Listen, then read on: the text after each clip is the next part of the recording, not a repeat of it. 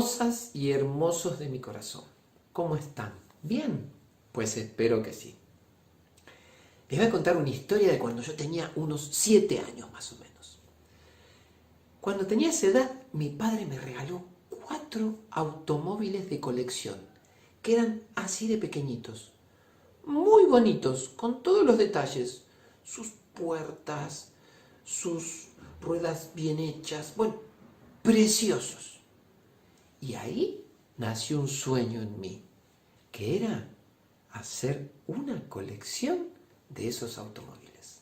Así que comencé a buscar información, fui por las jugueterías, hasta que encontré que una fábrica de Estados Unidos hacía unos muy, pero muy bonitos, y aunque salían un poquito caros, decidí comenzar a comprarlos. Así que con el dinero que me daba mi familia, mis padres, mis tíos, las personas que me querían mucho, fui ahorrando y poco a poco iba comprando esos automóviles que venían en unas cajitas muy bonitas, pero muy bonitas.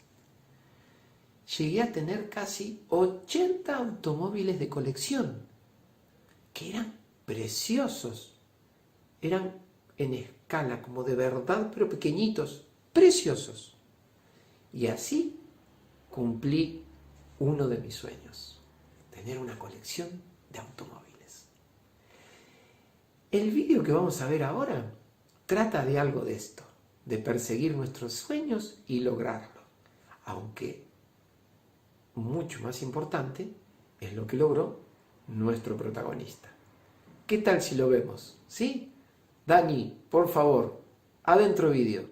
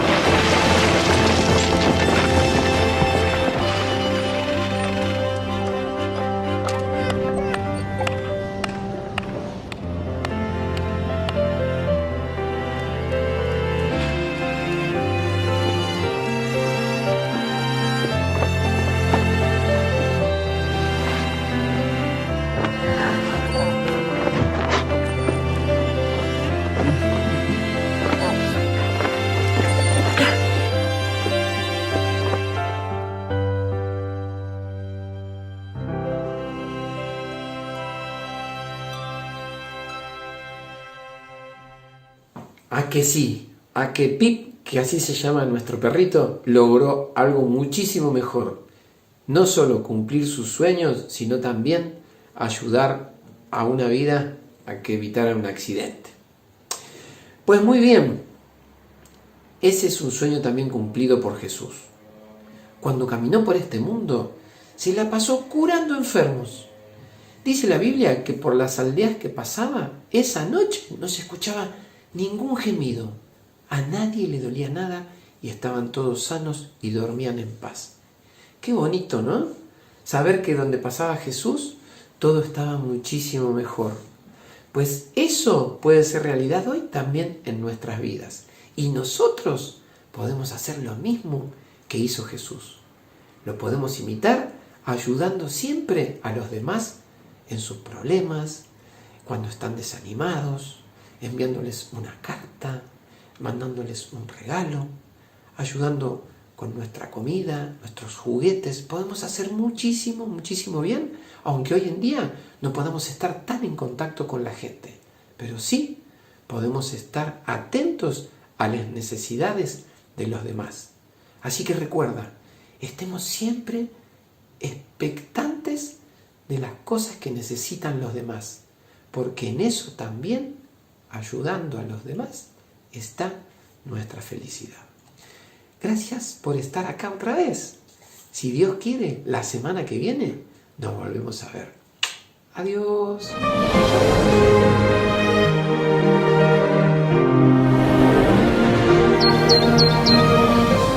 ¡Hasta pronto!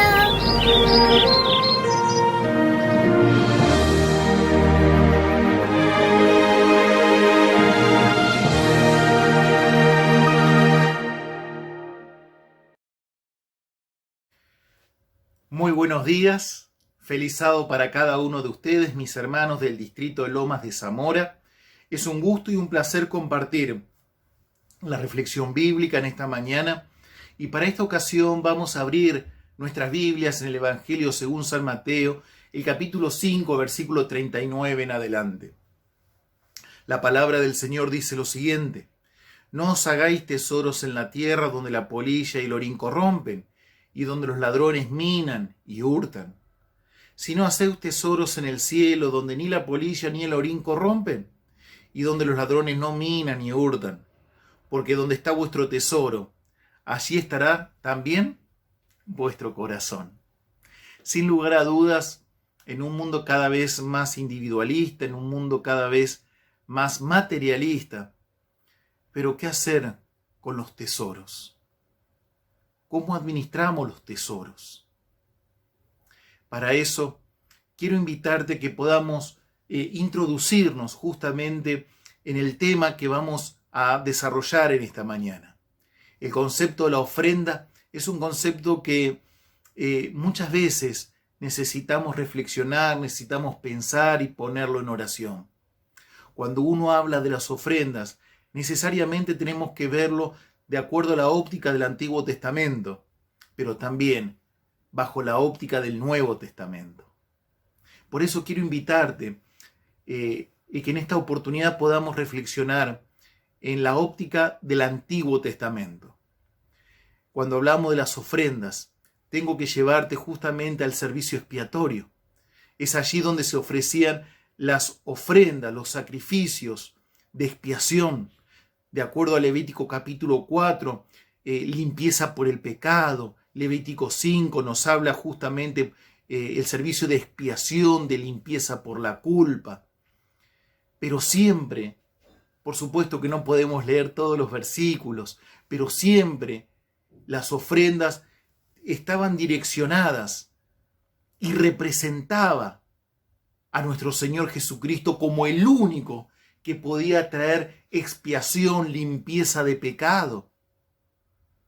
Es por eso que el salmista en el capítulo 51, el versículo 1 y 2 dice: solamente la misericordia de Dios puede limpiarme. Solamente la misericordia. El versículo 16 dice: ni por más que traiga las mayores ofrendas, pueden hacer y traerme perdón y paz. solamente la misericordia y el amor de Dios. Entonces, cuando hablamos de las ofrendas, estamos hablando, en primer lugar, que las ofrendas representan a nuestro Señor Jesucristo, el único y valedero capaz para limpiarnos del pecado. Las ofrendas en el servicio expiatorio representaba eso. Ahora, cuando hablamos de las ofrendas quemadas, las ofrendas de los holocaustos, ahí tenemos otra visión que complementan. En primer lugar, en Levítico capítulo 1, versículo 9, vemos que se traía el animal, se quemaba en su totalidad. Nada quedaba para el sacerdote. Nada, se quemaba en su totalidad. Y allí traían justamente, de acuerdo a la condición de cada uno. El que más podía traía un becerro, el que no podía un becerro traía una oveja, el que no podía una oveja traía un macho cabrío, y el que no podía nada, algo podés y tenés que traer. Y traían entonces una palomita o una tortolita. Pero todo dependía del valor. Y todo dependía de acuerdo a lo que el Señor te había prosperado. Es por eso que acá hay dos conceptos sumamente importantes que me gustaría compartir con ustedes. En primer lugar, la ofrenda es algo que le cuesta al adorador. Es lindo este versículo que vamos a compartir en 2 de Samuel, el capítulo 24. 2 de Samuel, el capítulo 24, el versículo 24. Allí el texto bíblico dice lo siguiente, 24. Segunda de Samuel, capítulo 24, versículo 24. El texto dice, y le dijo, el rey dijo a Arauna, no, sino por precio te lo compraré, porque no ofreceré a Jehová, mi Dios, holocausto que no me cueste nada. Entonces David compró la era y los bueyes por 50 siclos de plata. Acá el concepto es que la ofrenda es algo que le cuesta al adorador. No, el rey no quería regalos para ofrecer como holocausto. Entonces dice justamente que no voy a ofrecer holocausto a mi Dios de algo que no me cueste. La ofrenda es algo que cuesta al adorador. Primer concepto. Segundo concepto en esta mañana. Y es justamente la disposición del adorador. Acá no es lo más importante la cantidad. Acá lo que justamente es sumamente importante, lo que es trascendente, es la disposición del corazón. Y es muy interesante eso. Es muy interesante. Y ya lo vamos a ver a los ojos de Jesús, cómo reaccionaba ante esta situación. Es por eso que las ofrendas tienen tres conceptos básicos que podemos y que debemos tener en cuenta. En primer lugar, las ofrendas pueden tener un concepto de ser votivas. Votivas. Es decir, cuando alguien hace un voto, quizás conoces a algún hermano que dice, si llego a conseguir este trabajo, si Dios me da este trabajo, voy a destinar tanto por ciento como una ofrenda. Es un voto de agradecimiento. Si el Señor me saca de esta situación, voy a ofrendar esta parte. Es un voto de reconocimiento, un voto de gratitud. Por eso la ofrenda tiene un concepto votivo. También la ofrenda son voluntarias. Nadie está obligado a traer una ofrenda, ni tampoco nadie está obligado a determinada cantidad de ofrenda. La ofrenda es voluntaria, nadie te puede obligar. Pero también la ofrenda tiene un aspecto que es de gratitud. Si uno se siente agradecido ante el Señor, si uno se siente que el Señor, a pesar de toda esta cuarentena, todos estos meses que hemos atravesado juntos, meses difíciles, Pero si uno siente gratitud al Señor, por lo que el Señor te ha dado, el Señor te ha resguardado, el Señor, por más doloroso que ha sido y difícil, pero el Señor te ha cuidado, la manera de expresar nuestra gratitud es a través de la ofrenda. El diezmo, todos sabemos que está determinado, el 10% de nuestros ingresos. Pero en las ofrendas lo determina tu corazón, tu relación con el Señor. Y es de acuerdo a lo que hayas prosperado. Ahora, quiero invitarte a que juntos podamos tener una definición de las ofrendas. Y yo creo que las ofrendas justamente es una expresión tangible de nuestra gratitud al Señor, donde le entregamos de corazón, y lo traemos de gratitud, con amor, lo traemos al centro del culto, a la iglesia, a las personas designadas que Dios designó para la administración de los bienes. Y el concepto también incorpora el hecho de traer lo mejor de acuerdo a lo que el Señor te haya prosperado. Ahora, vamos a visualizar diferentes tipos de ofrendas que encontramos en el Antiguo Testamento.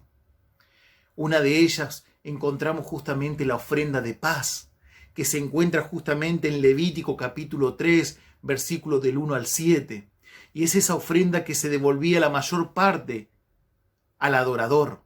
Es decir, que el adorador lo llevaba ante el sacerdote, pero el sacerdote le devolvía la mayor cantidad para que él pueda compartir junto a su familia y a sus amigos.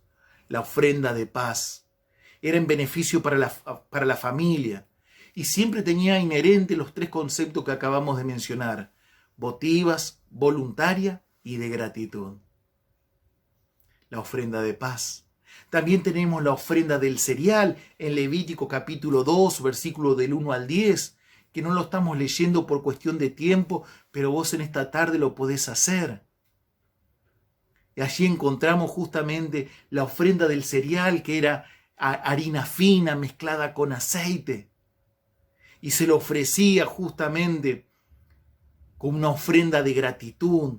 Era el fruto del reconocimiento de que la fertilidad viene de la tierra. Se lo reconocía que las bendiciones vienen de Dios, que Dios y el ser humano, porque notaste que no eran las ofrendas del grano, sino que son las ofrendas de la harina, ya un trabajo procesado justamente para obtener la harina, donde representa que el trabajo del ser humano y el trabajo de Dios, cuando trabajan juntos hay bendiciones. Esa ofrenda para consagrar el trabajo a Dios. Señor, gracias por el trabajo. Sea mucho, sea poco, pero creo que tenemos una gran importancia de poder decirle: Señor, gracias por el sostén, porque hay muchas personas que están luchando para obtener un medio de vida. La ofrenda del cereal. También tenemos la ofrenda de las primicias, que se encuentra en Levítico, el capítulo 23, los versículos 9 al 11. Esa ofrenda de las primicias que quizás, si le estoy hablando a alguno de ustedes que estuvo y vivió en alguna provincia, alguna zona agraria, en alguna zona de campo, que está muy presente la ofrenda de las primicias. Y esa ofrenda de las primicias también está inherente el concepto de la gratitud, del gozo. Y estaban destinadas al sostén del sacerdocio. Pero cuando uno traía las ofrendas de las primicias, era una forma de decirle: Señor, lo mejor, luego de haber preparado la tierra, de haberla sembrado, de haberla cuidado, de esperar que ninguna inclemencia del tiempo eche a perder todo. Y cuando el agricultor espera con ansias la cosecha, pero el adorador entiende que lo primero no es para él. El adorador entiende que lo primero de la cosecha es para el Señor. Y por ahí alguno aparece y dice: ¿y qué pasa si después viene una granizada y echa a perder todo? Pero el adorador entiende que lo primero es para Dios. Lo demás, Dios se va a encargar. Es algo que no me preocupa. Lo primero es para Dios. Esas son las ofrendas de la primicia. También tenemos las ofrendas de los despojos de guerra, en Números capítulo 31, versículo 29, el versículo 41, el versículo 52, que luego de venir de la guerra traían los despojos que habían tomado y no eran para cada uno, sino era para decirle: Señor, todas estas cuestiones de oro, todas estas cuestiones que hemos obtenido, no era para beneficio de uno. Los despojos de guerra era decirle: Señor, gracias porque en ti me diste la victoria. Gracias porque en ti me diste la victoria. Era una forma de reconocimiento, era una gratitud al Señor. Y es por eso que la ofrenda de guerra tenía ese aspecto. Siempre vas a encontrar estos tres conceptos: un concepto votivo, un concepto de gratitud y algo voluntario.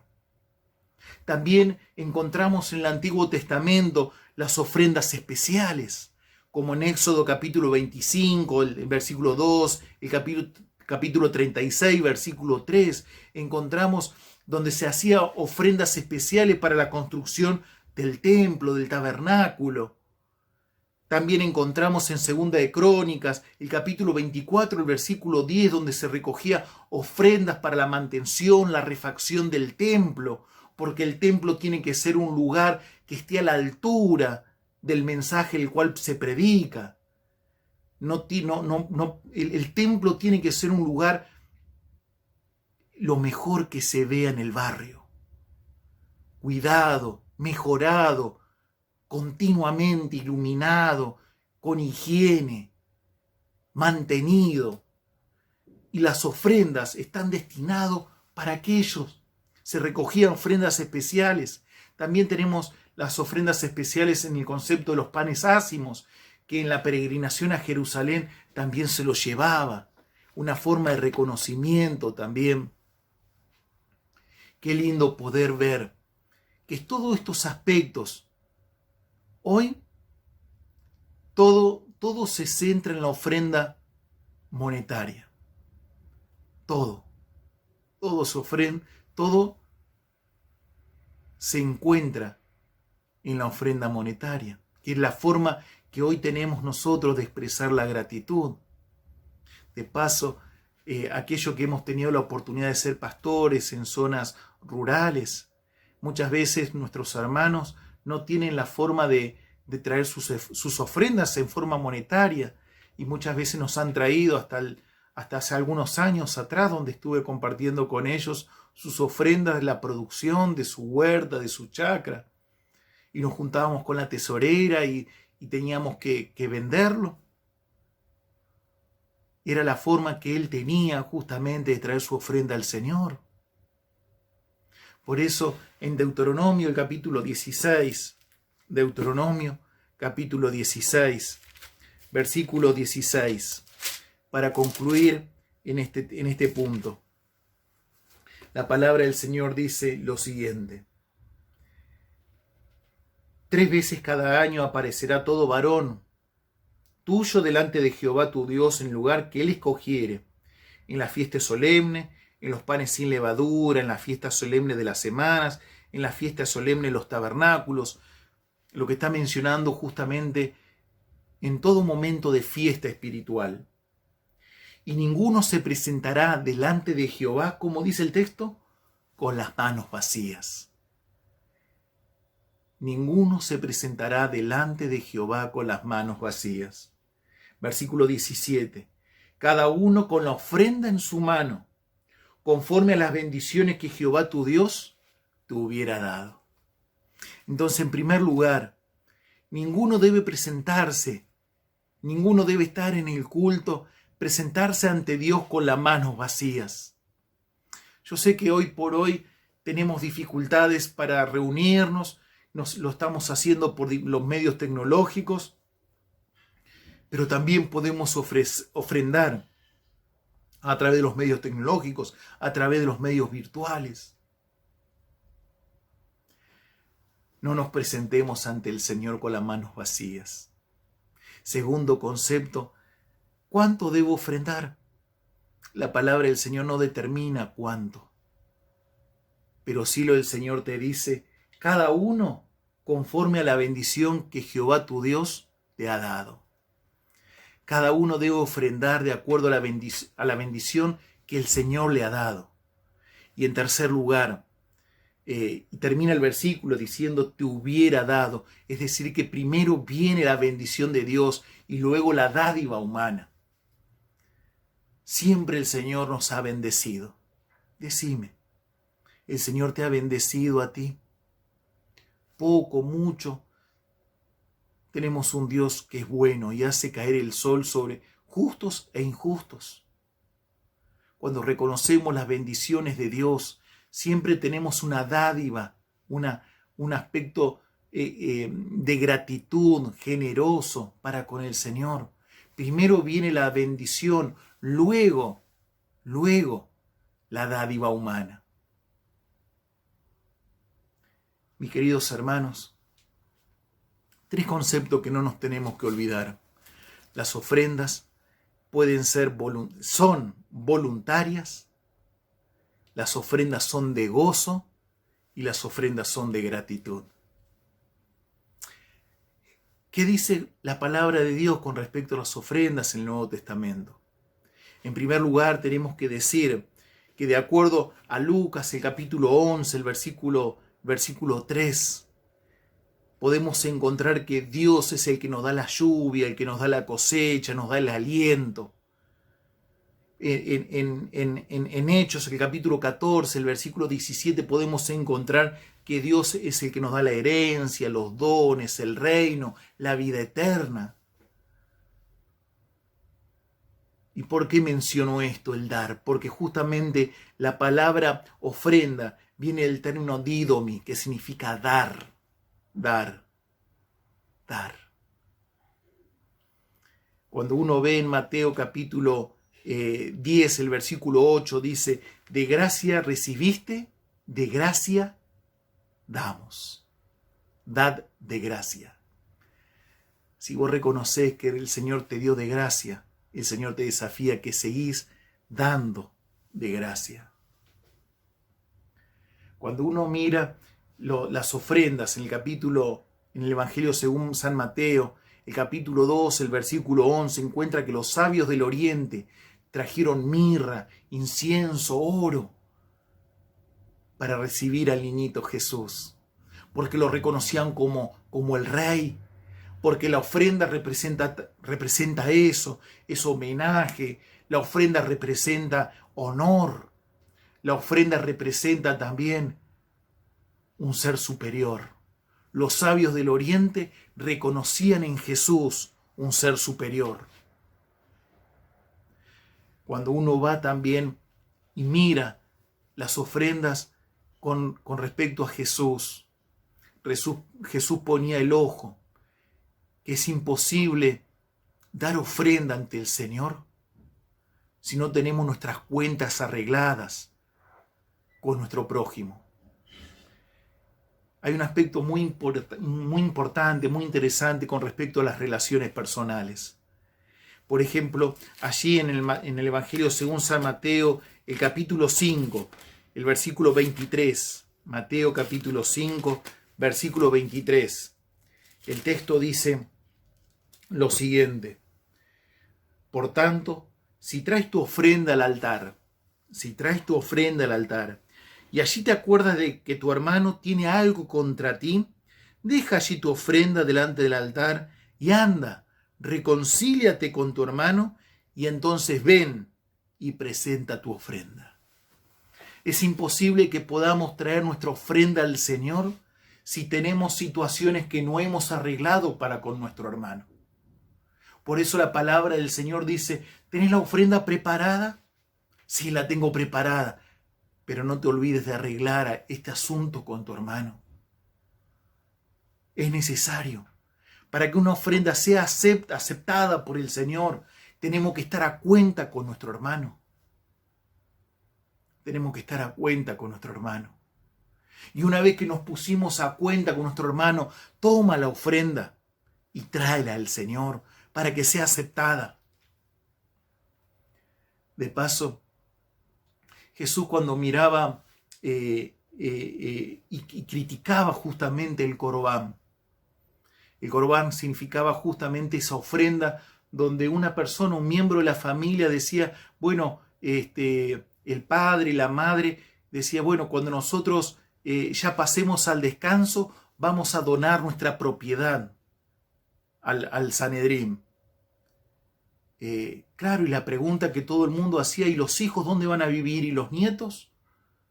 Entonces Jesús dice, y esto en total consonancia con los mandamientos de Dios, Jesús no estaba de acuerdo con eso. Porque Jesús decía, porque esa misma propiedad también le pertenecía a la familia. No estaba de acuerdo que sea donado al Sanedrín, porque tenía que darle un techo a sus hijos y a sus nietos. Y acá es interesante cómo Jesús le da el equilibrio a todo. Cómo Jesús le da el equilibrio a todo. Mientras hay algunas corrientes filosóficas, algunas corrientes de pensamiento que dicen que mientras vos más das, más bendiciones vas a tener. Mis queridos hermanos, tener un pensamiento egoísta, mercantilista con respecto a las ofrendas, no es un concepto bíblico. Lejos de eso. Lejos de eso. Porque el Señor, algunas veces he escuchado y con cierta preocupación, esto de hacer negocios con Dios. Mientras más doy, el Señor me da. No, el Señor no es un cambista, no es un mercantilista. Porque la ofrenda, en primer lugar, acordate el concepto que comenzamos la reflexión de esta mañana. La ofrenda representa a Jesucristo. Es el único que nos limpia de todo mal y de pecado. La ofrenda tiene un concepto también de devoción del corazón. No tiene sentido si hay un impulso, una motivación egoísta. No tiene sentido. Pero la ofrenda sí tiene sentido, que podamos devolver al Señor de acuerdo a lo que hayamos prosperado. Y esto es un elemento sumamente importante en el culto, sumamente importante en la adoración al Señor. Por último, tenemos que decir, y seguramente vos estabas esperando, ¿y qué vamos a decir con respecto al rico que trajo un montón de monedas de oro y las tiraba lo más alto posible para que haga ruido y para que todos digan, ¡oh! Mira cuánto pude, debe ser importante, este debe ser mi amigo, este tiene que ser un aliado mío. Pero mi querido hermano, Jesús miró con atención aquello, pero también miró con atención lo otro. Aquella viuda, pobre. Quizás cuando tiró su monedita ni siquiera hizo ruido, por tan pequeñita que era. Pero Jesús, cuando mirando a los discípulos que estaban con los ojos abiertos y decía, ese hombre sí que ama al Señor. Y nadie daba atención a aquella viuda. Pobre. Pero cuando nadie presta atención, hay ojos que te ven. Hay ojos que conocen tu proceder. Hay ojos que saben la disposición, lo que pasa en tu cabecita y lo que pasa en tu corazón. El Señor miró a aquella viuda y dijo, esta viuda ha hecho mucho más ella que aquel otro, porque ella dio lo que tenía para su sustento. Quizás esa noche ni siquiera sabía lo que iba de comer, pero ella dio lo que tenía, porque confiaba en las promesas del Señor. En cambio el otro, ¿te acordás? Dio lo que le sobraba. Acordate de un concepto que reflexionamos juntos en esta mañana. La ofrenda es algo que le cuesta al adorador. No es algo que te sobra. La ofrenda debe ser proporcional a las bendiciones que Dios te da.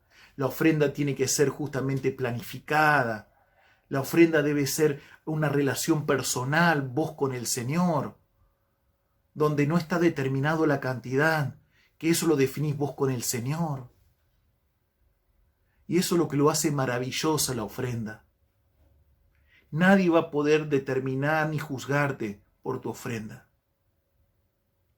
Pero sí el Señor te dice, ten en cuenta que la ofrenda representa a nuestro Señor Jesucristo. Que cuando planifiquemos nuestra ofrenda al Señor, podamos tener presente ese concepto de gratitud, el concepto de gozo, el concepto también de que Dios ha sido bueno contigo. Por alguna razón hemos puesto mucho más atención al diezmo. Y lo tenemos muy claro, el diezmo es la 10ª parte de nuestros ingresos. Pero con respecto a la ofrenda no es algo, bueno, ¿qué pongo ahora? La ofrenda es planificada, la ofrenda representa a Jesucristo. Por la ofrenda no nos limpia de pecado, pero sí también la ofrenda es una cuestión sumamente relacional, vos con el Señor, a tal punto que si tenemos alguna cuestión con nuestro prójimo, invalida que sea aceptada esa ofrenda por el Señor si antes no arreglamos ese problema con nuestro hermano. Por eso quiero decirte en esta mañana, para ir concluyendo, la verdadera benevolencia es compartir. No buscar el reconocimiento propio, no buscar ese reconocimiento egoísta, el dar sin esperar el reconocimiento. Esa ofrenda debe ser silenciosa, secreta. Se rechaza esa motivación egoísta y sin lugar a duda debe provenir de un corazón sincero y lleno de gratitud. En forma de conclusión, mis hermanos, 3 aspectos sumamente importantes. En primer lugar, la ofrenda tiene un carácter soteriológico. Cuando ofrendamos, tiene un carácter de salvación. Tiene un carácter de salvación. Cuando ofrendamos, está implícito que la ofrenda representa a Cristo, que es el único que nos limpia de todo pecado. No nos limpia el pecado que vayamos caminando de rodillas a Luján, no nos limpia de pecado que prendamos vela, no nos limpia de pecado ninguna de esas cuestiones. Nos limpia de pecado nuestro Señor Jesucristo. Y si hay un corazón de gratitud, se expresa a través de la ofrenda. Entonces la ofrenda tiene un concepto soteriológico. Apunta justamente que la salvación y la expiación de pecado, el perdón de pecado, es nuestro Señor Jesucristo. El segundo aspecto, cuando ofrendamos, es una cuestión de fidelidad a las promesas del Señor. Cuando ofrendamos, le estamos diciendo, Señor, gracias, gracias, porque tus promesas son valederas, porque tú prometes y tú cumples. Fieles son tus promesas, porque no nos va a hacer faltar el pan en nuestra casa, a nuestros hijos. Y en tercer lugar, cuando ofrendamos, reconocemos el señorío de Cristo. Señor, tú eres lo primero en mi vida. Primero Dios en mi vida. Y el texto bíblico dice que las demás cosas vendrán por añadidura. 3 conceptos claves en la conclusión. Cuando ofrendamos tiene un carácter soteriológico. Cuando ofrendamos, reconocemos la fidelidad de las promesas de Dios. Y cuando ofrendamos, reconocemos el señorío de nuestro Señor Jesucristo. Por eso, en esta mañana decimos, porque donde está vuestro tesoro, allí estará también tu corazón. En esta mañana te pregunto, ¿dónde está tu tesoro? ¿Dónde está tu corazón? Quizás en esta mañana, quizás podemos pensar y reflexionar juntos. Quizás hay aspectos que haya que mejorar. Pero sin lugar a dudas tenemos que tomar una decisión y decirle, Señor, ayúdame a tener presente las bendiciones que tú nos das a mi familia, el cuidado de la salud, el cuidado del trabajo. también podemos decirle, Señor, gracias porque tú nunca nos hace faltar nada. Lo que tú prometiste lo cumplirás. Y Señor, gracias porque tú estás al frente de mi vida. ¿Cuántos en esta mañana quiere decirle, Señor? Quizás levantando tu mano allí en el chat, puedes decirle, Señor, límpiame de toda mi maldad. Límpiame de todo pecado. Que Dios te bendiga. Que Dios pueda estar contigo. En el nombre de Jesús. Amén.